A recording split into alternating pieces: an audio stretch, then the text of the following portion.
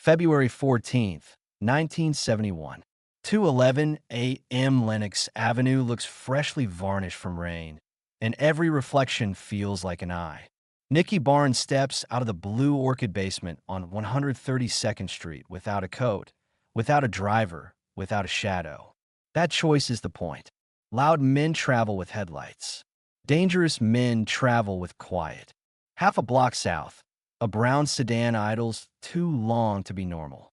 Another car slides behind it, angled like a stopper. A third holds the corner, lights off, engine humming low.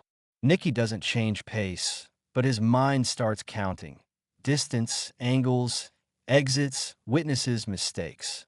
14 men are scattered across one block, each pretending to be nothing. Frank Lucas sent them. Not to warn, not to bargain. To erase the name the newspapers have started to print. The name kids whisper like a prayer. Mr. Untouchable.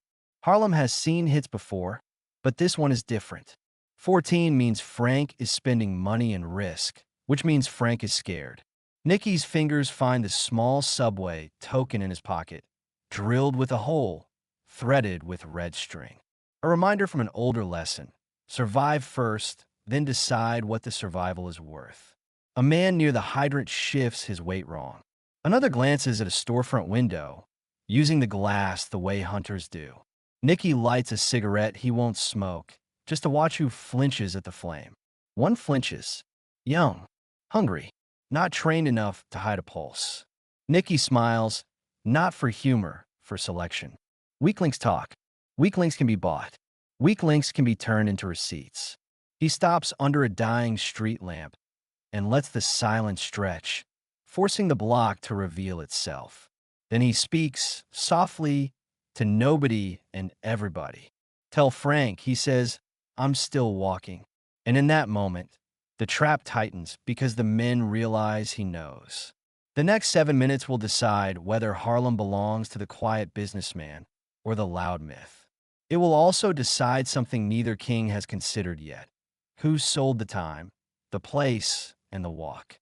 And somewhere above the block, behind a dark apartment window, someone watches the pieces move and smiles, because tonight both men are being played.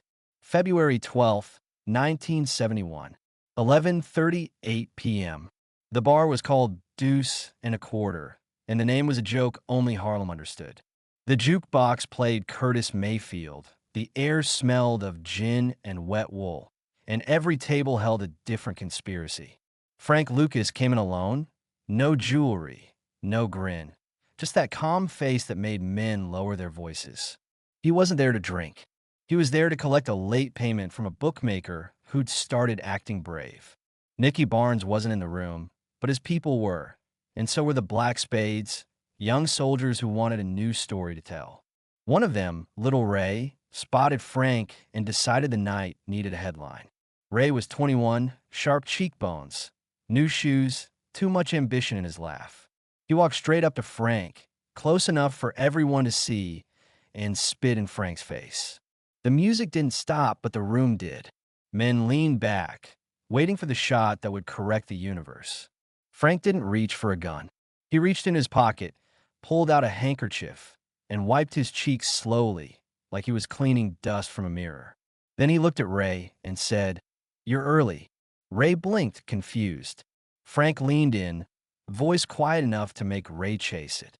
"If you're going to announce yourself," Frank said, "be early enough to enjoy it." Frank turned away and kept talking to the bookmaker as if Ray was smoke. Ray walked out feeling 10 feet tall, telling anyone who would listen that he humiliated Frank Lucas and lived. By morning, the spit wasn't spit anymore. It was a legend, and legends do what bullets can't. They change how people stand when they speak your name. Frank heard the story spread through barbershops and corner stores, and he understood the real insult wasn't saliva. The insult was that Harlem had started to wonder if the quiet man could be tested. That curiosity is how empires die. Nicky heard it too, and he let the boys celebrate, because celebration makes them careless. Careless men brag, and bragging men leave trails. In Harlem, trails always end at a door somebody can knock on after midnight quietly. February 13th, 1971. 6:02 a.m. Frank Lucas sat at a kitchen table on 116th Street with coffee gone cold and a legal pad that stayed blank unless it could save him later. He didn't write threats. He wrote logistics, time windows, side streets, names of men who owed him, and the softer names of men who owed somebody else. Frank believed violence was a tool, but attention was the cost, and attention was the one bill you can't hide. The spit in the bar wasn't personal. It was market research. Harlem was asking if Frank could be pushed. Frank answered by calling Peanut his crew leader and giving him a list, not a speech. 14, Frank said. Quiet. No sit-ins. No show. Peanut asked, "You want him gone?" Frank paused long enough for the pause to hurt. "I want him solved," he said. After that call, Frank bought certainty the way other men bought fur coats. He paid a garage clerk $50 to confirm Nicky's walking habit. He paid a bartender $100 to name the nights Nicky met his lieutenants. He paid a Bronx bookmaker $500 to say which cousin in Harlem liked gambling too much. By late afternoon, Frank had a route and a time. Nicky liked to leave a basement lounge and walk one block alone because kings sometimes need to feel their own footsteps. At 11:09 p.m., Nicky Barnes got a call on a line only 5 people knew existed. The voice didn't greet him. It said, "They're not coming to scare you. They're coming to make you disappear." Click. Nicky didn't call back. He opened a drawer and pulled out a small notebook of debts and fears. He wrote one sentence and underlined it twice. "Someone knows my quiet line." Then he did the thing that looked reckless and was actually control. He told his driver to go home, told his crew to stay put, and decided he would meet the trap on the street where stories survive. He slipped the drilled subway token into his pocket, kissed his girl's forehead without explanation, and walked out into the cold, betting his life that the weak link in Frank's 14 would blink first before the night ended. February 14th, 1971. 2:11 a.m. The first man stepped out by the hydrant, hands tucked, posture casual in the way trained killers try to look like commuters. "Evening, Mr. Barnes," he said. Nicky stopped under the dying lamp and let the smoke from his cigarette curl into the cold. He could feel men behind him adjusting, closing the space with polite efficiency. No shouting, no running, just a net tightening. "Frank send you?" Nicky asked. The man smiled. "Frank don't send greetings," he said. "He sends endings." 2 more men moved into view, and in the storefront glass, Nicky saw the rest spreading, 14 shadows pretending to be nothing. Nicky lifted his hands slightly, not surrender, but to make them lean in. "Before you do it," he said, "pick which one of you tells Frank the truth." The lead man laughed, and that laugh carried the first mistake, certainty. Nicky's thumb flicked his lighter, and a small flame jumped, bright and stupid on a dark street. One of the young men flinched hard, eyes snapping to the fire. Nicky turned that flinch into a doorway. He stepped backward into the narrow cut between buildings where the sidewalk pinched and men had to stack behind each other. A bottle shattered somewhere far enough to pull heads. A second sound came, the slam of a metal cover on a power box, and the block's light softened like someone turned the city down. Shoes scraped. Someone cursed. Somebody grabbed an arm that wasn't Nicky's. Nicky stayed low, pressed a brick, moving only when breathing patterns opened a lane. He didn't try to win a war in the dark. He tried to steal control 1 second at a time. The net turned into knots. Men bumped into each other. Command got swallowed. When the street lamp sputtered back, the cut was empty of its target. One man stood alone at the mouth, shaking, realizing the job had turned into a question. Nicky appeared behind him, close enough to speak without being heard. "You live," Nicky whispered, "because I need one witness." He pressed a subway token into the man's palm. Red thread already looped through the hole. "Tell Frank," he said, "keep walking." Then he vanished into night. 5:26 a.m. The survivor knocked on Frank Lucas's door on 116th Street with the soft rhythm men use when they aren't sure they deserve to be alive. Frank opened it himself, sleeves rolled, face calm like the morning was ordinary. The survivor's eyes were wide, not from pain, from disbelief. Frank didn't ask if he was okay. Frank asked the only question that mattered. Where are the others? The survivor swallowed. They didn't come back, he said. Frank's jaw tightened once, then relaxed, because Frank didn't waste emotion where it couldn't buy information. Did you see Barnes fall? Frank asked. No, the survivor said. He moved like smoke.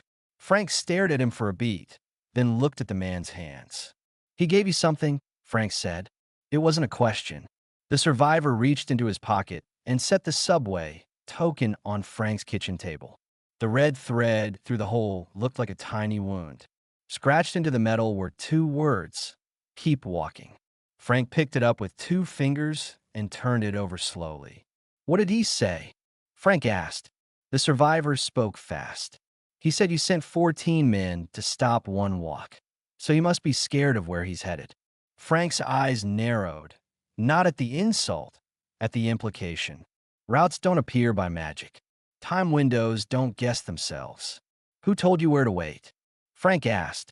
The survivor hesitated, and in that hesitation, Frank heard his real enemy, uncertainty. Frank set the token down and reached for the phone. He dialed 3 numbers back to back, each call shorter than the last, and with every call his face became less calm.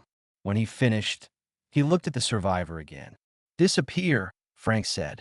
If Barnes let you live, he wants you to be a mouth. Don't be one. The survivor nodded and left. Alone in his kitchen, Frank stared at the token and realized Barnes hadn't just escaped. Barnes had written a headline without ink. And in Harlem, headlines draw the kind of eyes Frank feared more than any gun. By noon, he would meet Barnes at Rouse, but first he had to find the leak, because leaks don't drip, they flood without warning. Noon, February 14th, 1971. Rouse on Pleasant Avenue looked like an Italian restaurant, but everyone in New York knew it was also a court. Frank Lucas arrived first, sat with his back to the wall, and ordered coffee he didn't need. Nicky Barnes arrived 3 minutes late, alone except for one quiet escort who stayed near the door. They didn't shake hands. Hands can be quoted later. Frank placed the subway token on the table between them like evidence. Cute, Frank said. Effective, Nicky replied. Frank leaned forward. This doesn't have to be war, he said. Nicky's eyes stayed steady. You sent 14 men, he said. That is war. Frank didn't deny it. I sent 14 because markets move on weakness, Frank said. Your boy spit on me in public. That becomes permission. Nicky nodded once. He wanted a legend, Nicky said. Legends make boys stupid. Frank tapped the paper he'd brought, a clean contract with dirty exits. Here's order, Frank said. You keep your corners. You stop touching my supply. You stop letting kids test me. Nicky read enough to see the leash. You push it back. That's ownership, he said. Frank's voice hardened. Ownership is stability, he replied. Nicky smiled faintly. Stability is what you call it when you're on top, he said. A waiter passed, glanced at them, and kept moving fast. Frank lowered his voice. Someone sold your walk, he said. Someone close. Nicky felt his stomach tighten because he already knew. Maybe, Nicky said. Frank's eyes flicked once toward the escort by the door, just a fraction. Nicky caught it. Frank wasn't looking at muscle. Frank was looking at possibility. Nicky stood up slowly. 30 days, he said. No cruz. No public moves. We find a mouths feeding the city. Frank stared, then nodded. 30, he agreed. Nicky turned to leave, and his escort leaned in, whispering, Boss, your home line rang twice. Same time he walked in. Nicky didn't show it, but the message hit like cold water. Someone wasn't just watching their war. Someone was watching their silence. Outside, a black Pontiac rolled past too slowly, driver hidden. Nicky watched it disappear and understood the new rule. The next attack would come wearing a friendly face. March 8th, 1971. 10:22 p.m. Madison Square Garden was bright enough to make criminals feel clean. The fight of the century pulled every celebrity, politician, and gangster into the same aisle, and cameras loved it. Frank Lucas came in quiet, dark suit, no fur, no flash. Nicky Barnes came in lighter, louder, sitting close enough to the ring that the crowd could read his confidence. He told himself it was just a night out. The city heard something else, a man daring the world to notice him. Across the arena, a plainclothes detective watched that coat, like it was a confession. After the final bell, Nicky moved through a corridor that smelled of beer and sweat and saw the shift before the words. 3 men stood too still. A 4th watched exits instead of faces. Then a thick-necked sergeant stepped into his path. "Mr. Barnes," the sergeant said, "you're coming with us. No cuffs. No lie. Just certainty. No phone call," he added. "No lawyer. Just a ride." Nicky smiled, small and cold. "A ride means you don't want paperwork," he said. The sergeant leaned closer. "It means you don't want bruises." They guided him through a service door, down a stairwell, into a borrowed office with too much light and no windows. Time felt wrong in that room, like it belonged to whoever paid the rent. A man in a suit waited with a folder already open. He didn't give a name. "Sign," he said, sliding a page across the table. The language was broad, the promises vague, the trap perfect. "Sign, and tonight disappears," the suit said. Nicky picked up the pen, flipped the page, and wrote one word on the back instead of a signature: Frank. The suit's smile tightened. The sergeant's posture changed. Nicky leaned back. "Owners don't leave fingerprints," he said. The suit closed the folder slowly. "We can do this later," he replied, suddenly careful. Nicky walked out free, but the air outside felt worse than jail, because he knew the system wasn't trying to stop him. It was trying to aim him. On the ride home, his phone buzzed once with a number: "We know your walk." That's when he understood the truce was a lie.